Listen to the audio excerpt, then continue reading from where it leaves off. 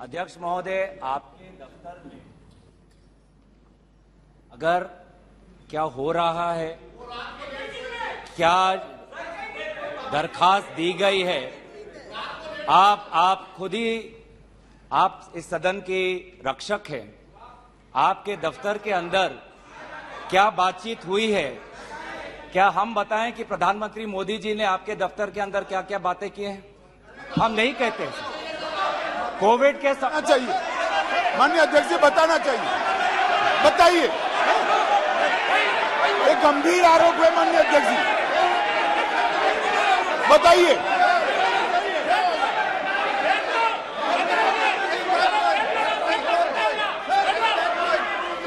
Sir, प्रधानमंत्री जी का लेंगे आप, प्रधानमंत्री जी का नाम लेते हुए और शहर का नाम लेते हुए ऐसा अनाप शनाप आरोप नहीं लगा सकते।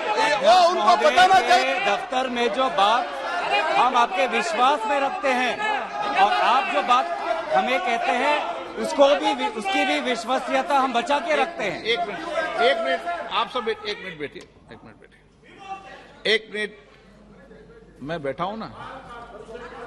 माननीय सदस्य, कभी भी कोई भी विषय, ये मेरा चेंबर भी सदन है, आप जानते हैं, वरिष्ठ नेता हैं, कभी भी ऐसी टिप्पणी नहीं करना चाहिए जिसका कोई तथ्य और सत्य ना हो। मेरा कहना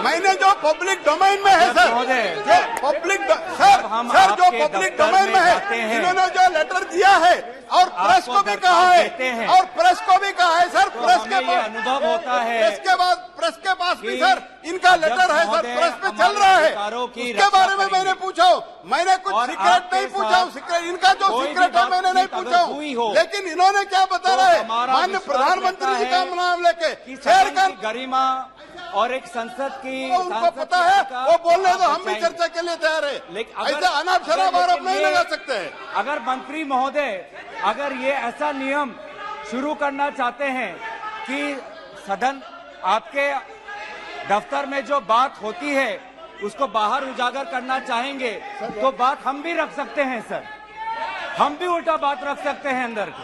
तो इस प्रकार के आप संसदीय मंत्री हैं, आप इस पब्लिक डोमेन में please understand, it is in the public domain, it is in the media, it is in the social media, what are you talking? हमारे अध्यक्ष महोदय के दफ्तर में जो बातें करते हैं उसको इस प्रकार से आप उसका उल्लंघन मत करिए। आप संसदीय मंत्री हैं, आपको अपना कर्तव्य याद रखिए। आपका लेटर पब्लिक डोमेन में है, याद रखिए, आपको अपना कर्तव्य याद रखिए। अध्यक्ष महोदय, अब एक मिनट, महत्वपूर्ण विषय पर चर्चा कर रहे हैं। कोई भी ऐसा, हम इस सदन की गरिमा के अनुसार बोले, सदन की परंपराओं के अनुसार बोले। अविश्वास प्रस्ताव एक गंभीर प्रस्ताव है, तो मेरा सभी सदस्यों से आग्रह है कि वह चर्चा को गंभीरता से करें तो उचित रहेगा। गौरव गोगोई जी। अध्यक्ष महोदय, मैं इस प्रस्ताव को आपके समक्ष रखता हूं और आपकी अनुमति की अपेक्षा करता हूं कि मैं अपना वक्तव्य रखूं। अध्यक्ष महोदय, मैं सबसे पहले आपका आभार प्रकट करता हूं कि आपने इंडिया अलायंस के इस अविश्वास प्रस्ताव को आपने स्वीकार किया।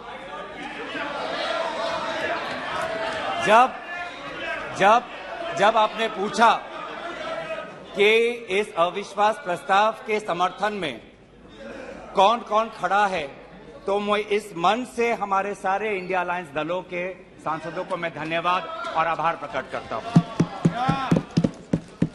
सर, ये अविश्वास प्रस्ताव हमारी मजबूरी है, ये हमारी मजबूरी है कि हम अविश्वास प्रस्ताव हमें लाना पड़ा, क्योंकि ये बात कभी भी संख्या की नहीं थी, ये बात हमेशा इंसाफ की थी, मणिपुर के इंसाफ की थी। आप पहले प्रस्ताव रख दो आप पहले। सर, प्रस्ताव मैंने आपसे अनुमति मांगा, मैं प्रस्ताव आगे करता हूं। मैंने शुरुआत में उनकी अनुमति मांगी। ये इंसाफ मणिपुर की है, मणिपुर के लिए है, इंसाफ है। मैं पढ़ूं? महोदय, मैं निम्नलिखित प्रस्ताव पेश करता हूं कि ये सभा मंत्रिपरिषद में विश्वास का भाव व्यक्त करती है। सर, अध्यक्ष महोदय, ये अविश्वास प्रस्ताव मणिपुर के लिए हम लाए हैं, इंडिया अलायंस, क्योंकि मणिपुर आज इंसाफ मांगता है। मणिपुर का युवा इंसाफ मांगता है, मणिपुर की बेटी इंसाफ मांगती है, मणिपुर के किसान इंसाफ मांगते हैं, मणिपुर के छात्र इंसाफ मांगते हैं। और मार्टिन लूथर किंग ने कहा है, मार्टिन लूथर किंग ने कहा है कि अगर कहीं भी नाइंसाफी हो तो वो हर जगह के लिए इंसाफ का खतरा बन सकता है। Injustice anywhere is a threat to justice everywhere. तो ये जो घटनाएं मणिपुर में हो रही है, इसको ये हम ना समझे कि उत्तर पूर्वांचल के किसी कोने में हो रहा है, ये भारत में हो रहा है सर। अगर मणिपुर जल रहा है तो भारत जल रहा है। अगर मणिपुर में आग लगी है तो भारत में आग लगी है। अगर मणिपुर विभाजित हुआ है तो भारत विभाजित हुआ है। तो आज हम सिर्फ मणिपुर की बात नहीं कर रहे, हम भारत की बात कर रहे हैं। सर, हमारी मांग स्पष्ट थी कि देश के मुखिया होने के नाते प्रधानमंत्री सदन में आए, अपनी बात रखे, अपनी संवेदना प्रकट करे और उस पर सारे पार्टी समर्थन दे और मणिपुर को एक संदेश जाए कि इस दुख की घड़ी में पूरा सदन मणिपुर के साथ है, हम मणिपुर में शांति चाहते हैं। ये हमारी अपेक्षा थी, ये हमारी अपेक्षा थी। लेकिन अफसोस की बात है कि ऐसा नहीं हुआ। प्रधानमंत्री महोदय ने एक मौन व्रत लिया कि सदन में ना लोकसभा में कुछ बोलेंगे, ना राज्यसभा में कुछ बोलेंगे। और इसीलिए अध्यक्ष महोदय, ये नौबत आनी पड़ी कि हम अविश्वास प्रस्ताव के द्वारा प्रधानमंत्री मोदी जी का मौन व्रत हम तोड़ना चाहते हैं। सर, साफ साफ 3 सवाल है प्रधानमंत्री महोदय से। सवाल पहला कि आज तक वो मणिपुर क्यों नहीं गए? राहुल जी गए, इंडिया अलायंस के विभिन्न पार्टीज गए, गृह मंत्री जी गए, एमओएस होम गए, पर देश के मुखिया होने के नाते प्रधानमंत्री मोदी जी क्यों नहीं गए? ये है सवाल पहला। सवाल दूसरा कि लगभग 80 दिन क्यों लगे प्रधानमंत्री मोदी जी को मणिपुर पे कुछ बोलने के लिए, और जब बोले तो सिर्फ 30 सेकंड के लिए बोले, और उसके पश्चात आज तक भी प्रधानमंत्री मोदी जी की तरफ से ना कोई संवेदना का शब्द, ना कोई शांति की याचना। मंत्री मंडल बोल रहे हैं कि हम बोलेंगे, हम बोलेंगे। आप बोले, आपको किसी ने नहीं रोका। लेकिन प्रधानमंत्री मोदी जी एक प्रधानमंत्री होने के नाते उनके शब्दों में जो महत्व है वो किसी मंत्री के शब्दों में नहीं है। माफ कीजिएगा। प्रधानमंत्री मोदी जी अगर प्रधानमंत्री होने के नाते एक शांति की पहल करें, उस कदम में जो ताकत है वो किसी मंत्री या किसी सांसद में वो ताकत नहीं है, एक प्रधानमंत्री होने के नाते। सवाल हमारा तीसरा कि प्रधानमंत्री जी ने आज तक मणिपुर के मुख्यमंत्री को बर्खास्त क्यों नहीं किया? आपने गुजरात में जब निर्वाचन आए, गुजरात में जब आपको अपनी राजनीति करनी थी तो गुजरात में मुख्यमंत्री बदल दिए, एक बार नहीं 2 बार। उत्तराखंड में निर्वाचन आ रहे थे तो उत्तराखंड में 1 बार, 2 बार, 3 बार, 4 बार शायद आपने मुख्यमंत्री बदल किए। त्रिपुरा में निर्वाचन आए तो त्रिपुरा में भी आपने निर्वाचन आपने से पहले अब मुख्यमंत्री को बदला। मणिपुर के मुख्यमंत्री में ऐसा क्या आपने विशेष आपका आशीर्वाद आप दे रहे हैं जिन्होंने खुद कबूल किया है कि आज मेरे कारण एक इंटेलिजेंस फेलियर हुआ है? ये 3 सवाल हैं सर, और शायद इन 3 सवालों का 3 उत्तर भी है।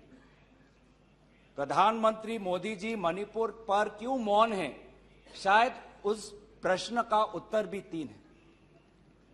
पहला उत्तर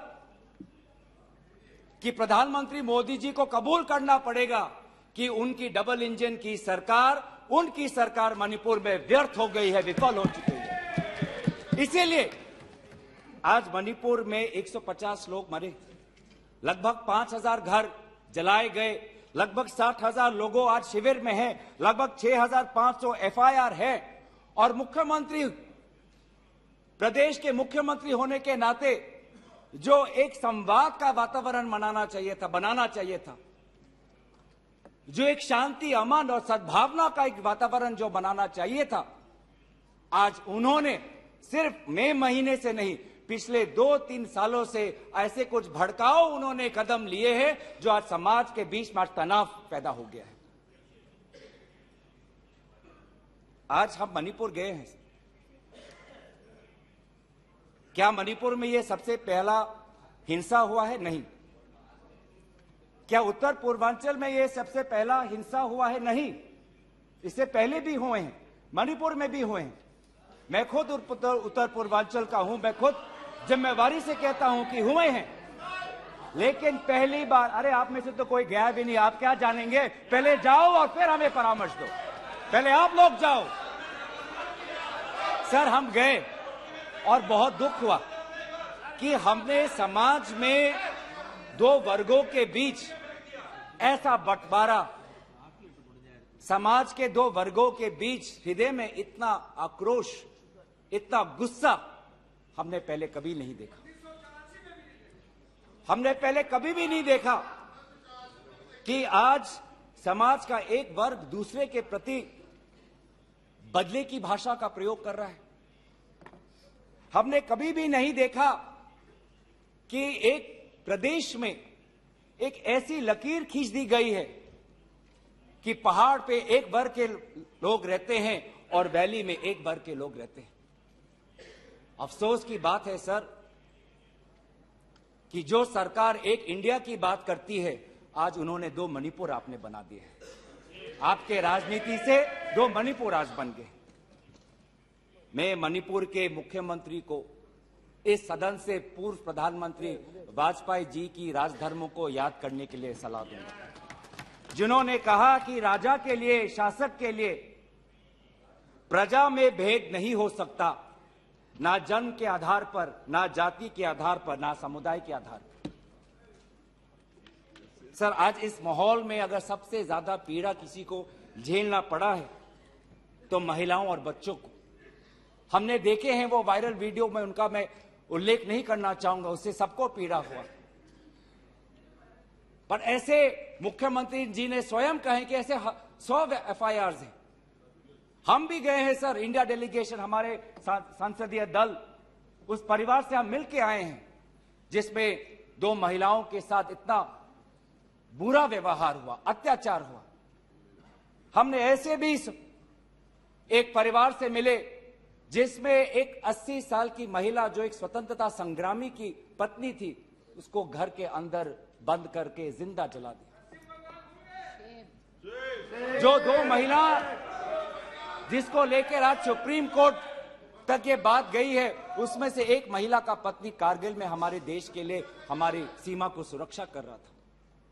वो कारगिल का जवान बोल रहा है, मैंने देश को बचाया, पर मैं अपने घर और अपने परिवार को नहीं बचा पाया। जब हम उनसे मिलते हैं तो हमको क्या कहें? आप लोग कहते हैं हम फोटो ऑप करने गए थे। सर, दुख के समय में संवेदना उनको देने गए थे। आज महिलाओं, बच्चों के साथ आऊंगा, अब सारे बातों पे आऊंगा, सब पे आऊंगा। धर्मीय जगह को भी बख्शा नहीं गया। धर्मीय अनुष्ठान पर भी आज भीड़ घुसी और उसका असम्मान किया। आज इंटरनेट नहीं है। आप कहते हैं कि सब नॉर्मल है, स्थिर है, आज भी इंटरनेट नहीं है, बच्चे स्कूल नहीं जा पा रहे, लोग अपनी बातें नहीं रख पा रहे। आज भी कितनी महिलाओं पर अत्याचार हुआ है, वो अपनी बात ही नहीं रख पा रहे। वो तो वीडियो वायरल हो गया, नहीं तो मुझे लगता था कि आज तक प्रधानमंत्री मोदी जी मौन रहते अगर वीडियो वायरल नहीं होता। पर ऐसे हजार से ऐसे अत्याचार हुए, लेकिन वहां के मुख्यमंत्री क्या कहते हैं? अभी ड्रग्स के ऊपर वो बोलते हैं कि ये सब ड्रग्स के लिए हुआ है। अध्यक्ष महोदय, बहुत गंभीर पूर्वक मैं ये बात अपने आपके समक्ष सदन में रख रहा हूं कि मणिपुर के मुख्यमंत्री के कार्यालय से जब एक ड्रग माफिया के बड़े नेता को वहां की पुलिस ने पकड़ा तो मुख्यमंत्री के दफ्तर से फोन गया कि उस ड्रग के माफिया को बचाओ, रिहा करो। और वो ड्रग का माफिया कौन था? वो ड्रग का माफिया आप ही की दल के ऑटोनोमस डिस्ट्रिक्ट काउंसिल के चेयरमैन थे, जो वहां पे जब इटोचा सिंह को पकड़ा गया, लोयांग नांगबंग इटोचा, जब इस व्यक्ति को पकड़ा गया तो मुख्यमंत्री के दफ्तर से फोन गया कि इसको रिहा करो। और ये इटोचा कौन है? वहीं के राज्य सरकार के पीएचई मिनिस्टर सुशील द्रो के भाई हैं।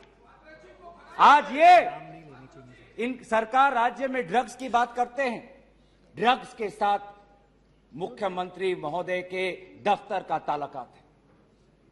ये बात मैं नहीं कर रहा, वो पुलिस अफसर जिनको इनकी राज्य सरकार ने मेडल दिया, वो आज वो बात कर रही है कि ये सरकार ने मुझे मेडल दिया और यही सरकार मुझे ड्रग से जुड़े हुए इनके दल के नेताओं को छोड़ने के लिए कह रही है। उन्होंने अपना मेडल वापस कर दिया राज्य सरकार।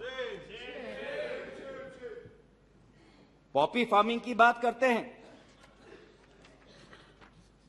आज आपका ही narcotics and affairs of border NAB ये कहता है the scale of poppy plantation in Manipur has spread across 15,400 acres of land in the hills between 2017 and 2023। 2017 में आपकी सरकार आई थी।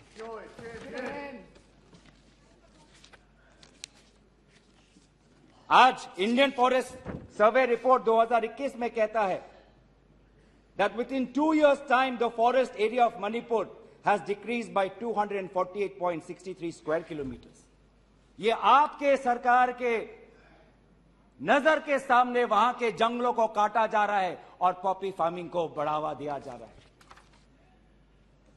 गृह मंत्री ड्रग्स को लेकर बार बार वक्तव्य देते हैं, लेकिन गृह मंत्री महोदय आपको भी पता है कि पिछले 5-6 सालों में ड्रग्स की ये समस्या कमी नहीं, थमी नहीं, बढ़ती जा रही है। लगभग 2017 में NCRB का डेटा है 1113 केसेस, 2021 में 3611। तो ड्रग्स की समस्या आज बढ़ती जा रही है। तो कहीं ना कहीं प्रधानमंत्री जी चाहते हैं कि वो मौन रहे ताकि उनकी राज्य सरकार की छवि धूमिल ना हो, क्योंकि उनको छवि से लगाव है। चाहे लोगों पे अत्याचार हो, ड्रग्स की समस्या बड़ी हो, ये उनके लिए महत्व नहीं रखता। पर जैसे कि मैंने कहा कि उनके मौन रहने का कारण 3 है, अभी तो मैंने सिर्फ एक कारण का उजागर किया। और दूसरा कारण यह है, और बहुत मैं सम्मानपूर्वक ये बात कहना चाहता हूं, दूसरा कारण प्रधानमंत्री मोदी जी का मौन रहने का यह है कि आज भारत केंद्र सरकार का गृह विभाग और राष्ट्रीय सुरक्षा सलाहकार आज विफल हुए हैं। क्या हो रहा मणिपुर में? 5000 से ज्यादा हथियार आज लोगों के हाथों में है। लगभग 35 पुलिस स्टेशंस में भीड़ वहां जाकर वहां से हथियार अपने साथ ले जाते हैं। कभी आप जितने भी राज्यों का आपने जो उजागर किया है, कभी ऐसी स्थिति देखी है कि 2 महीनों में एक भीड़ पुलिस थाने में जाकर, पुलिस ट्रेनिंग कॉलेज में जाकर वहां पे जो हथियार है वो लेके जाती है? क्या क्या हथियार ले गए हैं? क्या क्या हथियार लूट के ले गए हैं? INSAS rifle, AK-47, light LMG light machine gun, self loading rifle, SMC, mortar, grenade, bullet proof jacket, 6 lakh ammunition, 6 lakh गोलियां आज लोगों के बीच में है। कि ये राष्ट्रीय सुरक्षा का मामला नहीं है? कहां है राष्ट्रीय सुरक्षा सलाहकार? ये जो बंदूक है, ये जो गोलियां हैं, किस पर चलाएंगे? ये गोलियां हमारे भारतीय सेना के नौजवानों पे चलाएंगे। ये गोलियां मणिपुर के पुलिस पर चलाए जाएंगे। ये गोलियां मणिपुर के निहत्थे लोगों पर बरसाए जाएंगे। क्या क्या आपने आज ये जो हथियार है सिर्फ मणिपुर तक सीमित नहीं रहेंगे सर। लगभग ये जो 6 लाख एम्यूनिशन है, गोला बारूद है, AK-47, ये तो युद्ध के हथियार है, ये युद्ध के अस्त्र है। ये सिर्फ मणिपुर तक नहीं सीमित रहेंगे, ये आज उत्तर पूर्वांचल में भारत के अलग अलग जगह में ये हथियार जाएंगे और भारत के समाज को आज अशांति का वातावरण बनाएंगे। तो क्या कर रहे हैं आप? आज दुख की बात है कि अभी मुख्यमंत्री पहले तो समाज पर दोष ठहरा रहे थे, अब मुख्यमंत्री, मणिपुर के मुख्यमंत्री केंद्र सरकार और असम राइफल्स पे आज निशाना साध रहे हैं। आज ही हमें सुनने में मिला कि असम राइफल्स, जिसको जिम्मेवारी दी गई है देश को, लोगों को बचाने के लिए, उनको हटाया जा रहा है। मुख्यमंत्री के घर के जो विधायक हैं, मैं उनका नाम नहीं लूंगा, वो पूछते हैं कि इतने हथियार कहां से आए, क्या कर रही है केंद्रीय शासित सुरक्षा दल? ये असम राइफल्स किसके अनुसार काम करता है? ये असम राइफल्स गृह विभाग के मंत्रालय से इनको निर्देश दिया जाता है। तो एक ऐसी व्यवस्था बन गई है मणिपुर में कि मणिपुर के पुलिस आज असम राइफल्स के जवान पर उंगली उठा रहे हैं, असम राइफल्स के जवान आज मणिपुर के पुलिस पर उंगली उठा रही है। ये बना है 21वीं सदी के भारत में। ऐसे हम समाधान कर रहे हैं पिछले 3 महीनों से। आज सुप्रीम कोर्ट ने जो जांच कमेटी बैठाई, उससे साफ साफ साबित होता है कि सुप्रीम कोर्ट ने भी आज केंद्र सरकार और राज्य सरकार के जो काम है उसको स्वीकार नहीं किया है। आज इसीलिए कमेटी बैठाई गई है। मैं पूछना चाहूंगा कि गृह मंत्री, आपने एक 51 मेंबर्स का कमेटी बैठाया, कितने बार वो कमेटी बैठी? आप 3 दिन थे, आप वहां पे गए, 51 आपने एक पीस कमेटी बैठाई, अच्छी बात है, लेकिन वो कमेटी आज तक असफल रही। गृह मंत्री ने कहा कि मैं 15 दिन बाद में आऊंगा, पर गृह मंत्री 15 दिन हो गए हैं पर मणिपुर में दिखाई नहीं दिए। जब एक suspended insurgency group UKLF, United Kuki Liberation Front का चेयरमैन SS हाउके लीगल बयान में, एफिडेविट में यह बात कहता है कि भाजपा ने 2017 और 2019 के निर्वाचन में एक उग्रपंथी संगठन का उन्होंने सहयोग लिया। एक लीगल एफिडेविट में यह बात लिखा है। यह है इनका राष्ट्रवाद, यह है इनका राष्ट्रवाद, जो राष्ट्रवाद देश की अखंडता को आज सत्य के दांव पे आज भूल चुका है। यह राष्ट्रवाद है कि जो आज देश की अखंडता के साथ खिलवाड़ कर रहा है। आज उत्तर पूर्वांचल में आपके बड़े बड़े जो भी बातें हैं सारे अभी तक नाकाम रहे। NRC की बात करते हैं, आज तक NRC असम में लागू नहीं हुआ। CAA की बात करते हैं, ऐसा एक माहौल वहां पे हुआ कि पूर्व जापान के प्रधानमंत्री असम नहीं जा पाए। नागा पीस फ्रेमवर्क 8 साल हो गए, अभी तक हमने नहीं देखा कि ये नागा पीस फ्रेमवर्क में हुआ क्या है। गृह मंत्री आज नागा विधायक से अलग से मिलते हैं, मणिपुर के से आए हुए कुकी विधायक से अलग से मिलते हैं। क्यों नहीं आप सबको एक साथ मिलकर बुलाएं और शांति की अपेक्षा करें? ये अलग अलग मीटिंग क्यों? ऐसे उत्तर पूर्वांचल की समस्या नहीं सुलझेगी कि अगर आप समाज, जाति, धर्म के आधार पर बंटवारा करें। आपको साथ में लेना पड़ेगा। पहली बार हम ये देख रहे हैं कि 2 उत्तर पूर्वांचल के राज्य असम और मिजोरम के पुलिस अफसर एक दूसरे पे गोली चला रहे। ये आपकी राष्ट्रीय सुरक्षा की नीति है। इसी बात का उजागर राहुल गांधी जी ने इस सदन में किया था जब उन्होंने आपको चेतावनी दी थी कि आप उत्तर पूर्वांचल के साथ खिलवाड़ कर रहे हो। उत्तर पूर्वांचल हमारे देश का हिस्सा है, इन्होंने कहा था। आज जो तीसरा कारण मैं आना चाहता हूं, जिसके कारण प्रधानमंत्री मोदी जी मौन है। पहला, उनकी राज्य सरकार विफल थी। दूसरा, उनका गृह विभाग और राष्ट्रीय सुरक्षा सलाहकार विफल रहे। और तीसरा, प्रधानमंत्री मोदी जी के मौन रहने का कि वो अपनी भूल कबूल करना नहीं चाहते। अगर वो बोले तो कि उनकी चूक हुई है राज्य सरकार से, तो ये भूल वो कभी जनता के सामने कबूल नहीं करना चाहते, मौन रहना पसंद करते हैं।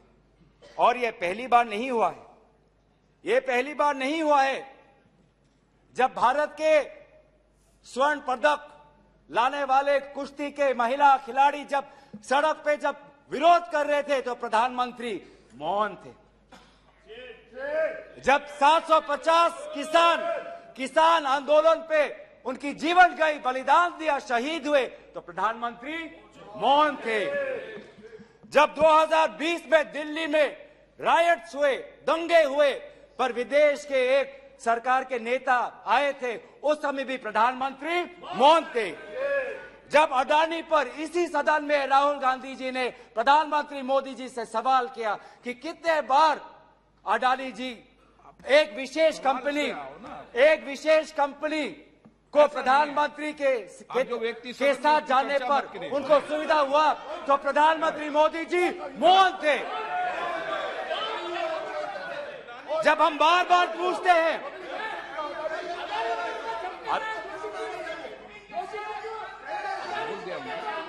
सर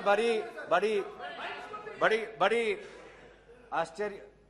आश्चर्य की बात है कि सर कि अभी तक मैंने प्रधानमंत्री का नाम लिया, अभी तक मैंने मुख्यमंत्री का नाम लिया, अभी तक मैंने गृह मंत्री का नाम लिया, अभी तक इनकी तरफ से विरोध नहीं आया, लेकिन जब एक विशेष कंपनी के मालिक का नाम लिया तो ये सारे मंत्री और सांसद खड़े हो गए।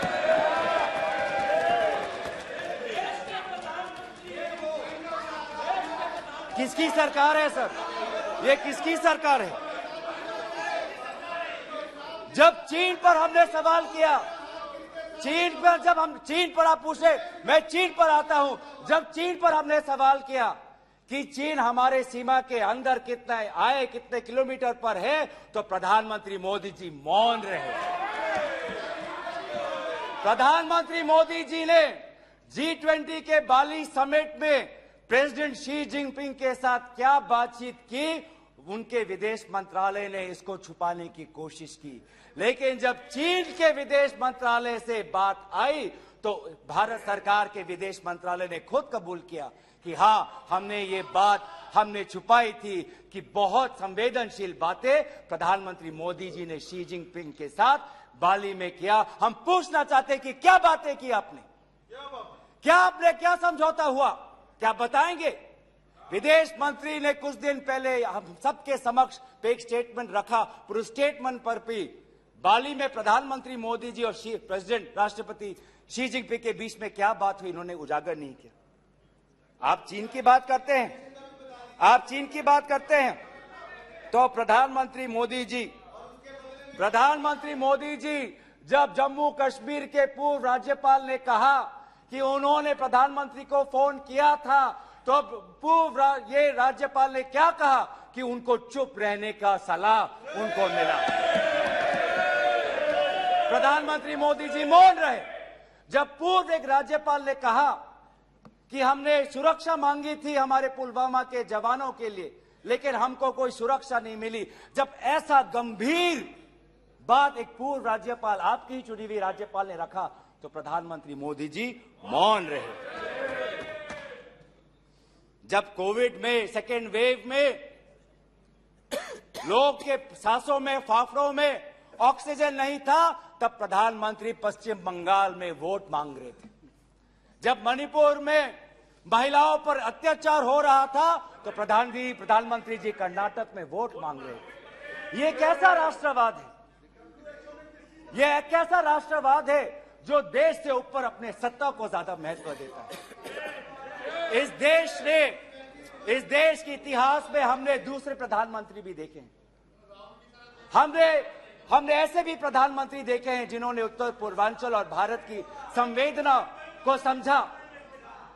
मैं उदाहरण देना चाहता हूं, जब असम में हमारा असम अकॉर्ड हुआ 1985 में, तो असम में हमारी कांग्रेस की सरकार थी, लेकिन शांति के पहल के लिए उस समय के पूर्व प्रधानमंत्री राजीव गांधी जी ने कहा कि कांग्रेस की सरकार बर्खास्त होनी चाहिए, हम एक निर्वाचन लाना चाहते हैं ताकि शांति आगे बढ़े। ये हमारा राष्ट्रवाद है कि दल से ऊपर हमारा देश, ये हमारा राष्ट्रवाद है। जब मीजो अकॉर्ड हुआ, सुन लीजिए, सुनने का धैर्य रखिए।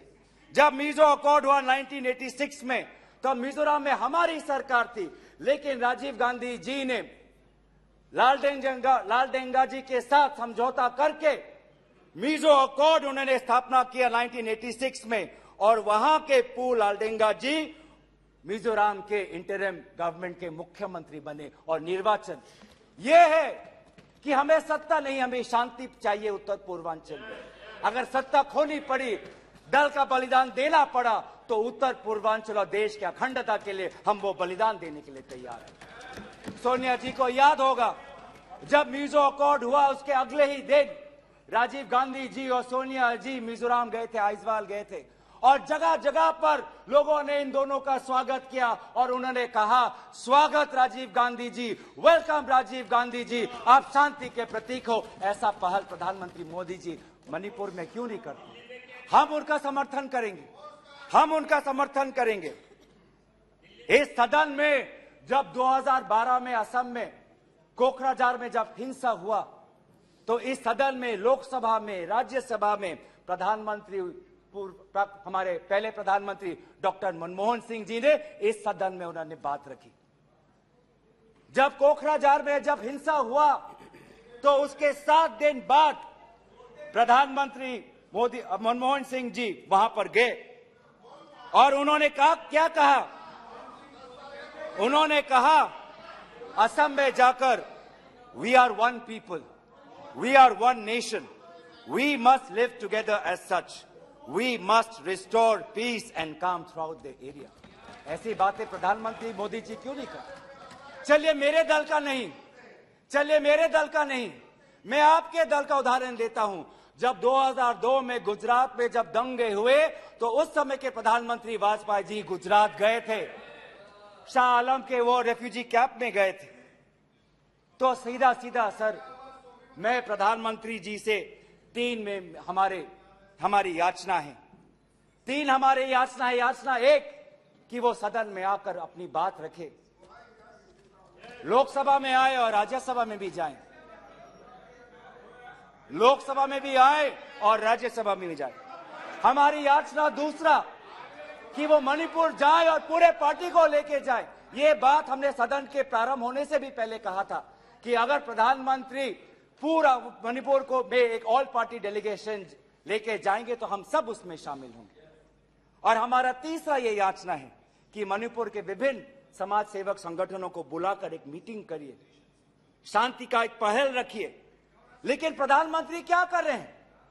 प्रधानमंत्री आज इंडिया अलायंस को बदनाम करने में तुले, देश के नाम को आज बदनाम करने में तुले हैं। अफसोस की बात है, अफसोस की बात है, जब आप पॉपुलर फ्रंट ऑफ इंडिया की बात करते हैं, इंडिया मुजाहिदीन की बात करते हैं, ईस्ट इंडिया कंपनी की बात करते हैं, तो हम इंडियन इंस्टीट्यूट ऑफ टेक्नोलॉजी की बात करते हैं, हम इंडियन स्पेस रिसर्च ऑर्गेनाइजेशन की बात करते हैं, हम इंडियन पुलिस फोर्स की बात करते हैं, हम इंडियन एयरफोर्स की बात करते हैं। आप जब इंडिया को बदनाम करते हैं तो हमें तो भारत का तिरंगा दिखता है, जहां पे गेरुआ है, सफेद है, हरा है और बीच में अशोक का चक्र है। आज नफरत एक हथियार बन चुका है, नफरत एक हथियार बन चुका है वोट जीतने के लिए। वो चाहे मणिपुर में हो, वो चाहे हरियाणा में हो, वो चाहे कर्नाटक में हो, वो चाहे मध्य प्रदेश में हो। आप जितना भी नफरत फैलाएं, आप जितना भी नफरत फैलाएं, हमने राहुल जी के नेतृत्व में भारत जोड़ो यात्रा किया है आपके नफरत के बाजार में हम जगह जगह पे मोहब्बत का दुकान खोलेंगे। हम संविधान की सुरक्षा करेंगे। Our constitution that talks about equality, liberty, justice, fraternity, हम इस संविधान के आदर्शों की हम सुरक्षा करेंगे। आप पूंजीपतियों का विकास चाहते हैं, सबका विकास कहते हैं, लेकिन करते हैं पूंजीपतियों का विकास, और वो भी सिर्फ 6 पूंजीपतियों का। आज भारत में एक ऐसा हमने व्यवस्था देखा है कि 6 कंपनियों के पास आज 25% पोर्ट है, 45% सीमेंट प्रोडक्शन है, 33% स्टील प्रोडक्शन है, 60% टेलीकॉम प्रोडक्शन है, 45% कोल प्रोडक्शन है। यह है आपका विकास का मॉडल, यह है आपका विकास का मॉडल। मैं उस कंपनी का नाम नहीं लूंगा जिससे आप उत्तेजित हो जाते हैं, लेकिन दूसरे कंपनी को तो नाम ले सकता हूं। यह कैसा प्रक्रिया है सर? ये कैसा कॉम्पिटेटिव इकोनॉमी बना रहे हैं? जब अप्रैल 2030 में श्री सीमेंट संघी इंडस्ट्रीज को खरीदना चाहता है तो जून में ही श्री सीमेंट पर आईटी का डिपार्टमेंट का रेड होता है, और जुलाई 2023 में श्री सीमेंट एक्विजिशन से बाहर निकलता है, और अगस्त में अडानी का अंबुजा सीमेंट संघी इंडस्ट्री को खरीदता है। ये इकोनॉमी बना रहे हैं, ऐसा इकोनॉमी आप बनाएंगे? हम चाहते हैं पूंजीपतियों का विकास नहीं, हम चाहते हैं कि किसान का विकास हो जिससे राहुल जी मिले हैं। हम चाहते हैं वो मैकेनिक का विकास हो जिससे राहुल जी मिले हैं। हम चाहते हैं वो फैक्ट्री वर्कर का विकास हो जिससे हमारे पास आते हैं वो स्मॉल बिजनेस, वो ट्रेडर्स जो हमारे पास आते हैं, हम उनका विकास चाहते हैं। आप गरीबों की बात करते हैं, आपने गरीबों के साथ विश्वासघात किया है। आज टमाटर 2050 केजी में, पेट्रोल 102 लीटर का, एलपीजी 1200 रुपए सिलेंडर का, मिल्क, आज दूध के दाम पे। आपको इकोनॉमी की बात करते हैं, लार्जेस्ट फास्टेस्ट ग्रोइंग इकोनॉमी की बात करते हैं, जाइए ये भाषा उस आजाद मंडी के उस आदमी के सामने वो रखिए जिसके आंसू आज पूरे देश ने देखा है, जो कहता है रो रो के कि मेरे पास पैसा नहीं है। ये जीडीपी और फास्टेस्ट ग्रोइंग इकोनॉमी की बातें उनको समझाइएगा। आजादपुर मंडी में राहुल जी गए, आप किसान की बात करते हैं, आपके डेटा में आज हमको मिला है कि लगभग 10,000 किसानों ने आत्महत्या कर दी है, जिसमें से किसान है, श्रमिक है, कल्टीवेटर्स है। ये है पार्लियामेंट में आज उत्तर आता है कि एमजीएनरेगा में 5 करोड़ लोगों को आज एमजीएनरेगा से बाहर कर दिया है। ये आपका विकास है? तो सर ये आप गरीबों पे विश्वासघात करिए, हम राजस्थान की तरह देश में महंगाई में हम राहत लाएंगे। आप आदिवासियों में अत्याचार करें, हम आदिवासी छात्र, महिलाओं और एनजीओ के साथ हम भारत को हम जोड़ेंगे और इंडिया को जिताएंगे। India that is a union of states we will protect and we will win. जो 2024 में भारत जीतेगा, इंडिया जीतेगा। इतना अहंकार मत करिए। इन्हीं बातों के साथ मैं अपना प्रस्ताव यहीं पे रखता हूं। धन्यवाद।